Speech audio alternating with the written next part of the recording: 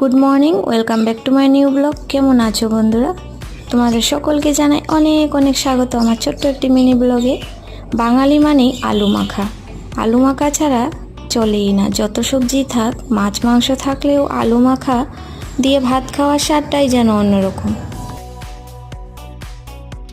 তো এখানে নিয়েছি কিছুটা আলু মাখা। সবাই জানে আলু মাখা কী করে, শুকনো লঙ্কা পুড়িয়ে কাঁচা লঙ্কার সাথে আর কিছুটা তেল, আর অনেকেই পেঁয়াজ দিয়েও খায়, কিন্তু আজকে যেহেতু নিরামিষ পেঁয়াজ দিলাম না। এরকম গরম গরম ভাতে আলু মাখা হলে জাস্ট অসাধারণ জমে যাবে।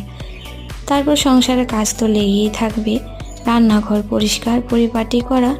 তো বন্ধুরা, যারা আমার পরিবারে নতুন আছে তোমাদের অনেক অনেক স্বাগত, অনেক ভালোবাসা। এইভাবেই আমাকে সাপোর্ট করো, তোমাদের ভালোবাসা আমার অনেক দরকার। তো চ্যানেলটিকে সাবস্ক্রাইব করে একটা লাইক করে দিও। বাই।